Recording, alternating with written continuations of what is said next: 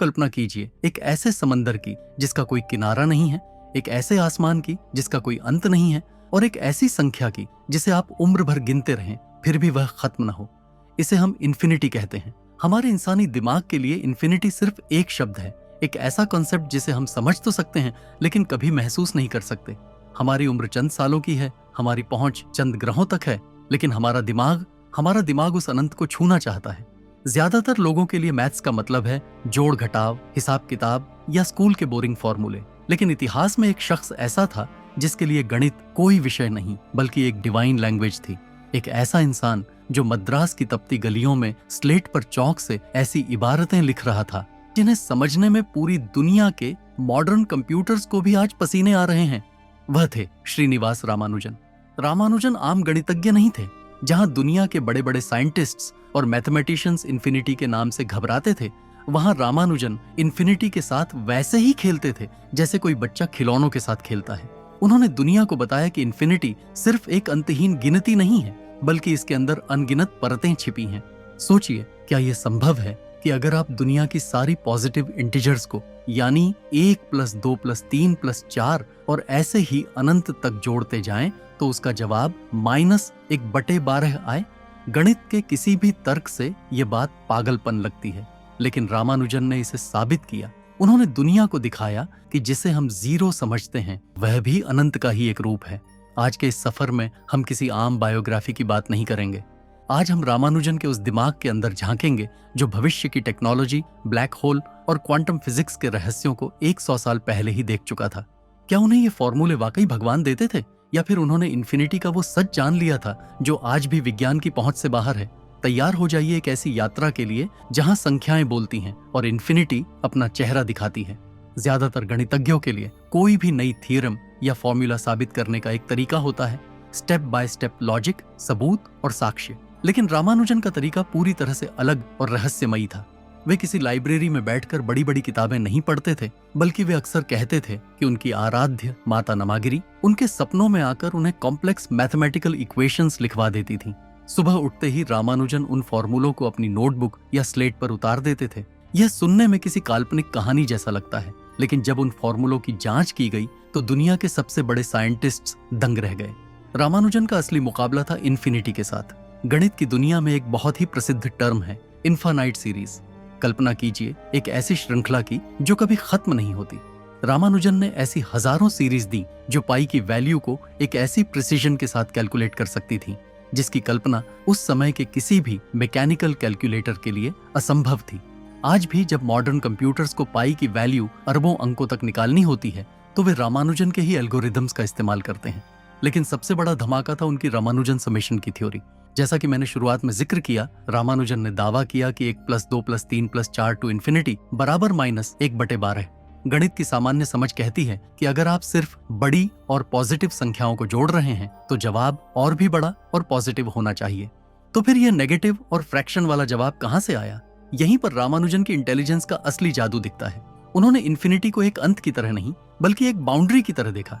उन्होंने संख्याओं के बीच के उन खाली हिस्सों को देख लिया जिन्हें दुनिया ने नजरअंदाज कर दिया था। यह सिर्फ एक गणितीय ट्रिक नहीं थी।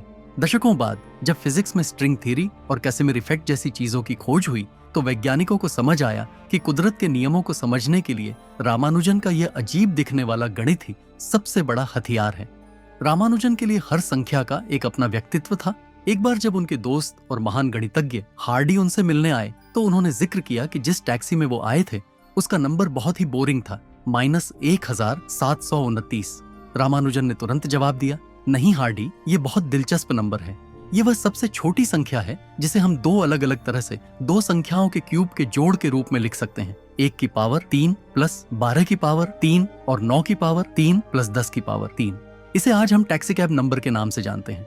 उनके लिए नंबर सिर्फ आंकड़े नहीं थे, वे उनके दोस्त थे जिनसे वे इन्फिनिटी के गहरे राज जानते थे। रामानुजन की मौत से कुछ समय पहले जब वे बिस्तर पर लेटे अपनी जिंदगी की आखिरी सांसें गिन रहे थे तब भी उनका दिमाग शांत नहीं था। उन्होंने अपनी आखिरी चिट्ठी में हार्डी को कुछ ऐसे फॉर्मूले लिखकर भेजे जिन्हें उन्होंने मॉक थीटा फंक्शंस कहा था। उस समय के महानतम गणितज्ञों के लिए यह शब्द बिल्कुल नया था। दशकों तक ये फॉर्मूले एक पहेली बने रहे, जैसे किसी ने एक बहुत बड़े खजाने का नक्शा तो दे दिया हो लेकिन उस ताले की चाबी खो गई हो। लेकिन असली चौंकाने वाला खुलासा हुआ साल 2002 में। दुनिया के सबसे बड़े गणितज्ञों ने जब इन मॉक थीटा फंक्शंस को गहराई से स्टडी किया तो उन्हें पता चला कि रामानुजन ने 1920 में जो लिखा था वो असल में ब्लैक होल्स के व्यवहार को समझने की चाबी थी। गौर करने वाली बात यह है कि जिस समय रामानुजन ने ये फॉर्मूले लिखे थे उस समय साइंस की दुनिया में ब्लैक होल्स का कॉन्सेप्ट तक ठीक से विकसित नहीं हुआ था। वे बिना किसी टेलीस्कोप, बिना किसी सुपर कंप्यूटर के ब्रह्मांड के उन सबसे घने और रहस्यमयी कोनों की गणित सुलझा रहे थे। यहाँ एक बहुत बड़ा पैराडॉक्स सामने आता है। रामानुजन की गणित अक्सर डिवर्जेंट सीरीज पर आधारित होती थी, ऐसी सीरीज जो बढ़ते बढ़ते इन्फिनिटी तक चली जाती हैं।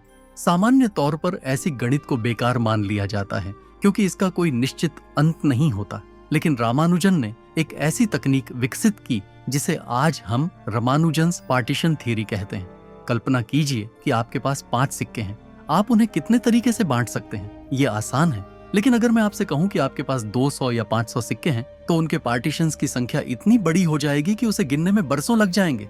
रामानुजन ने एक ऐसा जादुई फॉर्मूला दिया जिससे आप पलक झपकते ही किसी भी संख्या के अनगिनत विभाजनों, इन्फिनिट पार्टीशंस की सटीक संख्या निकाल सकते हैं। यह सिर्फ कागजी गणित नहीं है। आज की स्ट्रिंग थ्योरी जो ब्रह्मांड के सबसे छोटे कणों और सबसे बड़ी ताकतों को एक साथ जोड़ने की कोशिश करती है, वो रामानुजन के इसी पार्टीशन फंक्शन पर टिकी है।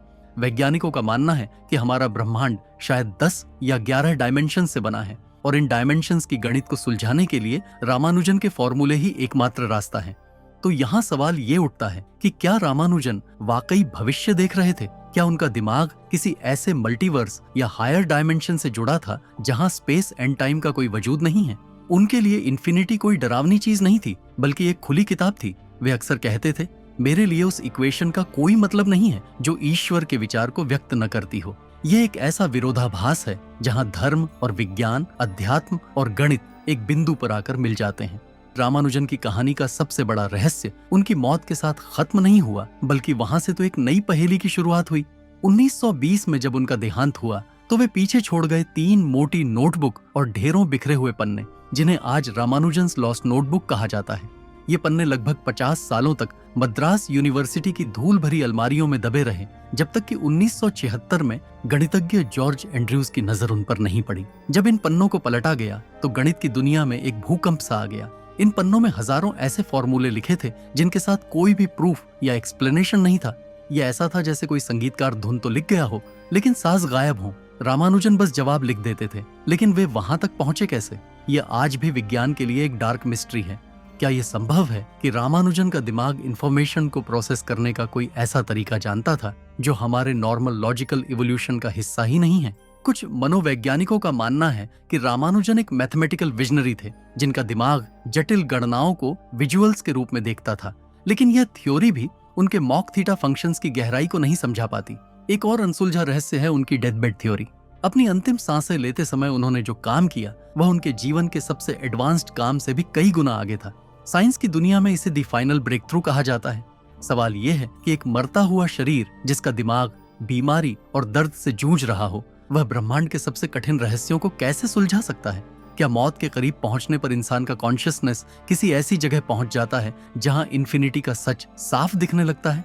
आज के दौर के सुपर कंप्यूटर्स रामानुजन के कुछ फॉर्मूलों को वेरीफाई करने में घंटों का समय लेते हैं, लेकिन रामानुजन ने उन्हें बिना किसी मशीन के सिर्फ एक स्लेट और चौक की मदद से लिख दिया था। कई बार तो वे स्लेट को साफ करने के लिए अपनी कोहनी का इस्तेमाल करते थे, जिससे उनकी कोहनी काली पड़ गई थी। उनके पास कागज खरीदने तक के पैसे नहीं थे, लेकिन उनके पास वो दृष्टि थी जिसने स्पेस टाइम के ताने बाने को देख लिया था। विद्वानों के बीच एक डर भी है कि क्या हमने रामानुजन के काम को पूरी तरह समझ लिया है, या फिर हम सिर्फ उन लहरों को देख रहे हैं जो उन्होंने किनारे पर छोड़ी थीं, जबकि असली समंदर अभी भी उनकी नोटबुक के अनसुलझे पन्नों में कैद है। क्या पता उन पन्नों में टाइम ट्रैवल का कोई ऐसा फॉर्मूला छिपा हो जिसे हमारी आज की साइंस समझ ही ना पा रही हो। रामानुजन की कहानी सिर्फ एक गणितज्ञ की कहानी नहीं है, ये एक प्रमाण है कि ह्यूमन कॉन्शियसनेस की कोई सीमा नहीं है। एक ऐसा इंसान जिसके पास न कोई बड़ी डिग्री थी, न कोई गुरु और न ही आधुनिक सुख सुविधाएं, उसने अपने भीतर की आवाज सुनकर उस इन्फिनिटी को छू लिया जिसे समझने में विज्ञान को सदियां लग गईं। रामानुजन अक्सर कहते थे कि जीरो और इन्फिनिटी एक ही सिक्के के 2 पहलू हैं। शून्य वह बिंदु है जहां से सब शुरू होता है, और अनंत वह विस्तार है जहां सब विलीन हो जाता है। उनके लिए गणित कोई निर्जीव संख्या नहीं थी, बल्कि सिग्नेचर ऑफ गॉड था। आज जब हम क्वांटम कंप्यूटिंग, आर्टिफिशियल इंटेलिजेंस और कॉस्मोलॉजी की बात करते हैं तो हमें हर मोड़ पर रामानुजन के पद चिन्ह मिलते हैं। वे एक ऐसे कॉस्मिक ब्रिज की तरह थे जिन्होंने हमारी इस छोटी सी दुनिया को ब्रह्मांड के अनंत ज्ञान से जोड़ दिया। उनकी विरासत हमें यह सिखाती है कि ज्ञान केवल किताबों में नहीं, बल्कि हमारी क्यूरियोसिटी और हमारे विश्वास में छिपा है। शायद इन्फिनिटी का सच यही है कि वह कभी खत्म नहीं होती, और रामानुजन का सफर भी कुछ ऐसा ही है। उनके द्वारा छोड़े गए समीकरण आज भी जीवित हैं। आज भी वे नए वैज्ञानिकों को रास्ता दिखा रहे हैं, और आज भी वे हमें याद दिलाते हैं कि इस विशाल ब्रह्मांड में हम भले ही छोटे हों, लेकिन हमारा दिमाग उस अनंत को अपने भीतर समेटने की ताकत रखता है। अगली बार जब आप आसमान के तारों को देखें या किसी जटिल समस्या में उलझें, तो रामानुजन को याद कीजिएगा। याद रखिएगा कि कहीं न कहीं, किसी न किसी संख्या में एक ऐसा सच छिपा है जो हमारे अस्तित्व को सार्थक बनाता है। रामानुजन चले गए, लेकिन वे हमें वो तीसरी आंख दे गए जिससे हम उस सच को देख सकें जिसे दुनिया इन्फिनिटी कहती है। क्योंकि अंततः, जैसा कि उन्होंने साबित किया, अनंत की यात्रा कभी खत्म नहीं होती, वह बस एक नए रूप में फिर से शुरू हो जाती है। ऐसे और रहस्य जानने के लिए हमारे साथ जुड़े रहें और सब्सक्राइब करें हमारे चैनल को।